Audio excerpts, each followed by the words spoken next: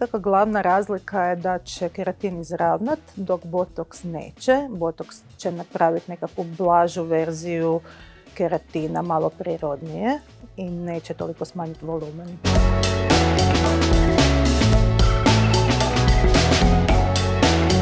Imamo različite tipove keratina za različite tipove kose, tako da izbjegnemo nekakve greške što se tiče mašćenja kose ili pretjeranog smanjivanja volumena.